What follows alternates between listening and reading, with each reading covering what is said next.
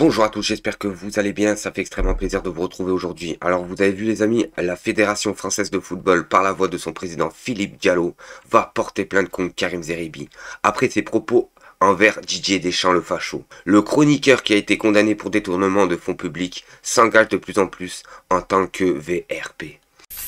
Et là vous avez vu les amis, feu rouge grillé, téléphone, circulation sur le trottoir. Depuis le début janvier, Toulouse durcit le ton avec les cyclistes. La police municipale a dressé environ 300 verbalisations pour des infractions au code de la route.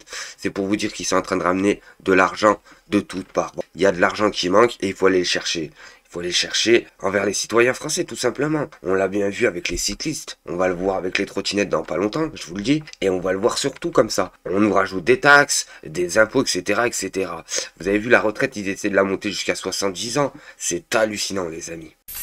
Et là, on va se tourner vers l'Assemblée nationale. Frappe israélienne à Gaza, un génome anéanti, pas seulement un peuple, il frappe l'histoire. Marie Memeur de la France Insoumise interpelle le GVT.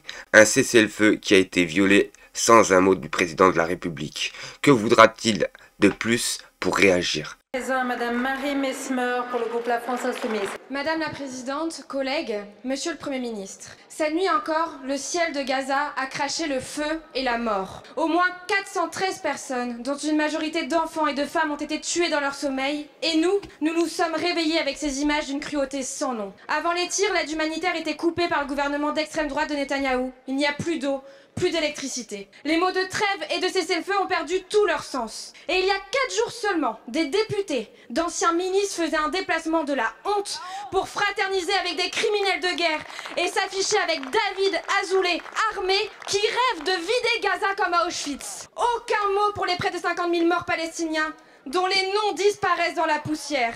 Même le Forum des familles, cette association de proches d'otages, supplie Netanyahou d'arrêter de tuer. Dans la patrie des droits de l'homme, chaque enfant tué est notre enfant. Chaque femme, chaque homme assassiné est l'un des nôtres. Un génocide n'anéantit pas seulement un peuple. Il frappe l'histoire, l'humanité et les consciences tout entières. Cette violation de la trêve est l'échec de trop de la France. Un cessez-le-feu a été violé sans un mot du président de la République. Que vous faudra-t-il de plus pour réagir? Allez-vous reconnaître l'État de Palestine? Appellerez-vous en urgence à une réunion du Conseil de sécurité de l'ONU pour faire appliquer le droit international? Mais non les amis, il va rien se passer de cela, rien se passer. Pourquoi? Parce qu'on est tenu par les boules. Tout simplement les amis, on est tenu par les Américains. Il n'y a pas longtemps, Trump a dit les mots. Le premier pays qui s'annonce à attaquer le pays d'Israël, le pays du bien, l'enfer se déchaînera dans son pays. Voilà ce qu'il a dit. C'est pour ça que la France est en train de bégayer. Et c'est pour ça que les Européens bégayent. C'est parce que les Américains soutiennent actuellement le pays du bien, tout simplement. Allez-vous enfin mettre un embargo sur Attendez, vous vous rappelez de celui-là, là? Attendez, le ministre, je me souviens plus, c'est le ministre de quoi? Bon bref, quand il allait en Israël, dans le pays du bien, on l'a espionné, on a espionné son téléphone. C'est gravissime les amis, c'est gravissime. Il a des policiers à lui qui se sont fait gifler, balayer, menotter. C'est gravissime, il s'est passé quelque chose? Non.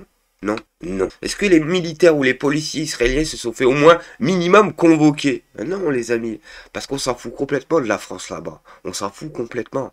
Enfin mettre un embargo sur l'envoi d'armes au gouvernement criminel d'Israël. Aujourd'hui, les visages éteints des enfants assassinés de Gaza nous submergent. Comment est-il possible de ne pas les voir?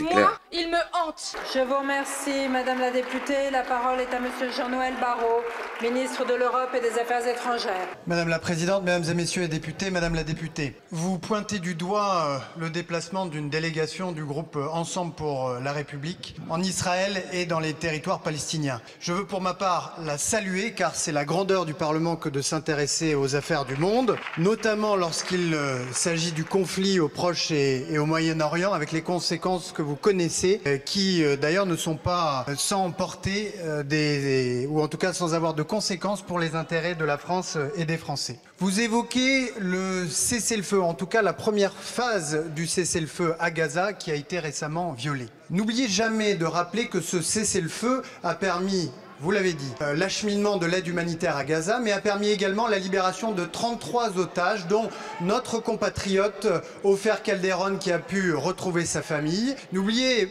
jamais de saluer la mémoire de Ohad Yalomi, dont nous avons appris le décès avec une immense tristesse il y a quelques semaines seulement. Ensuite, ce cessez-le-feu, en tout cas dans sa première phase, est effectivement aujourd'hui en grave danger. D'abord parce que le 2 mars dernier, Israël a décidé d'interrompre l'accès de l'aide humanitaire à Gaza, que le 9 mars dernier... En fait, il y a un deux poids de mesure hallucinant, que je déteste, mais vraiment que je déteste. En Ukraine, on nous explique matin, midi et soir qu'il faudrait mettre des pays neutres pour protéger en cas de cessez-le-feu. Vous voyez, s'il y a un cessez-le-feu entre l'Ukraine et la Russie, au moins il y aura des militaires en cas de reprise de combat. Là, pas du tout, les amis. Là, pas du tout.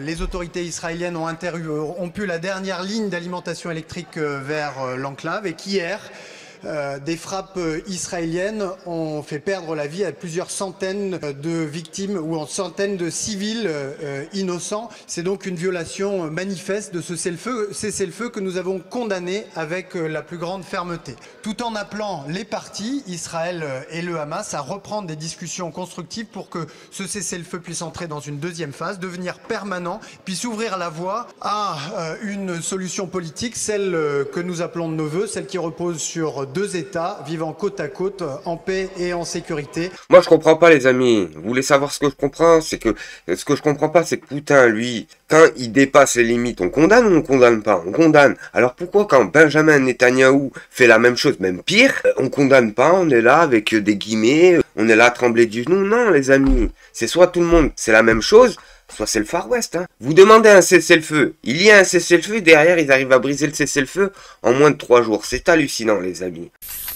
Et pour vous dire que ça part en sucette dans tous les sens en France. On nous explique tu es une arabe. Vous êtes chez nous, ici. Mona, restauratrice à Paris, témoigne de l'insoumission des agressions Raslar contre son restaurant et sa famille. Je mets mon restaurant en vente car je suis fatigué. Mon rêve est cassé. Des autocollants nazis ont été collés sur ma vitrine. Le 22 mars, plus de 500 organisations, dont la France Insoumise, appellent à manifester partout en France contre le Raslar et l'extrême droite. On regarde la vidéo et on fait une petite réaction. Mon rêve, il est cassé. Je m'appelle Mona, ça c'est mon restaurant. J'ai fait une interview pour la mission. Son chien a fait l'air besoin devant mon restaurant. J'ai demandé à la dame pour venir nettoyer. Elle m'a dit oui, mais nettoie-le toi-même. Tu es une arabe? Vous êtes chez nous. Qu'il y a plein de tickets, des nazis, sur les vitres partout. Et à la fin, elles sont cassées. Elle a sorti un marteau, elle a commencé. À la vidéo, j'ai reçu de l'harcèlement. Des gens reniaient ma photo et se moquaient de moi. Ils m'insultaient ou disaient que j'étais grosse alors que je voulais juste aider des complexes. J'ai un peu aussi arrêté de manger et tout. Il a dit en plus c'est des voilés qui nous servent. Normalement je porte un voile. À force d'avoir de la clientèle, je commence à être gênée. Je mets juste un turban ou un bonnet. Plus parce que je vois que ça dérange énormément ici. Alors il me manque rien. Je suis chef de cuisine. Il me manque juste les gens, ils vivent en paix. Il n'y a pas de différence entre français, arabe, portugais, noir, blanc, vert, bleu. On est tous pareils, on a tous humains. On va tous mourir. On va tous aller au même endroit. Parce que je suis fatiguée. Et là, on a Sandrine Rousseau qui dénonce l'obsession française autour des femmes musulmanes visibles, alors que plusieurs ministres et personnes politiques sont déclarés pour l'interdiction du port du foulard dans les compétitions sportives. Signe religieux, pas de voile dans les compétitions, c'est ce que dit François Bayrou par la voix d'Aurore Berger. Est-ce que cette prise de position vous satisfait? La France a été le seul pays durant les Jeux Olympiques à interdire à ses athlètes de pouvoir porter quelque chose sur les cheveux. Moi je pense que vraiment il y a des enjeux bien plus importants et puis surtout la France a un problème avec ça quoi, vraiment. Ce qui est important c'est que les femmes fassent du sport et je comprends pas du tout la position selon laquelle ça menacerait la République.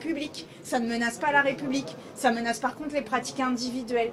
Et la réalité c'est que le sport est important et que par ailleurs tous les pays du monde l'acceptent. Donc pourquoi nous faisons exception? Au nom de quoi? Au nom de quoi? Est-ce que vous parlez d'islamophobie dans ce cas-là? Eh ben oui, je parle d'islamophobie dans ce cas-là, absolument. Mais ce que disent certains, notamment Julien Audoul qui a fait ce rapport et qui posait la question, il parle d'entrisme dans le sport. Non mais on parle d'entrisme à chaque fois, la question c'est les femmes qui font du sport, elles ont le droit d'avoir une religion et de faire du sport en fait. C'est vraiment, on est dans une islamophobie débridée en France, il faut s'en rendre compte quand même.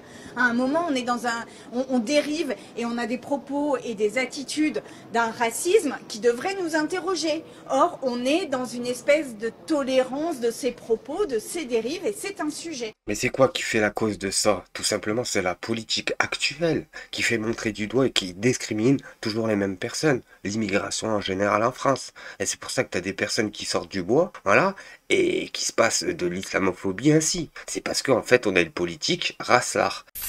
Et là, on va se tourner vers Antoine Léaumont, député de la France Insoumise, qui explique que Bruno Retailleau passe aux aveux. Au nom du soupçon, l'État pourrait interdire à des gens de paraître dans l'espace public ou rompre un contrat de location en HLM. C'est le retour de l'arbitraire. Mais que faites-vous, vous, législateurs? Que faites-vous lorsque vous croyez à un ministre qui ment? Puisque monsieur Retailleau, vous avez commencé par faire une blague que vous m'avez piquée sur les choses qui sont stupéfiantes. Mais vous avez également commencé par mentir. Parce que vous avez dit, nous allons faire des interdictions administratives. Et ces interdictions administratives, elles vont frapper les caïds. Ah, vous faites les gros bras. Elles vont frapper les caïds et nous allons empêcher les caïds de la drogue de paraître sur les points de deal. Et nous allons empêcher les caïds de la drogue de semer le trouble dans les appartements. Monsieur Retailleau, vous avez parlé de ces interdictions administratives. Je vais vous en dire quelques mots, collègues. Non,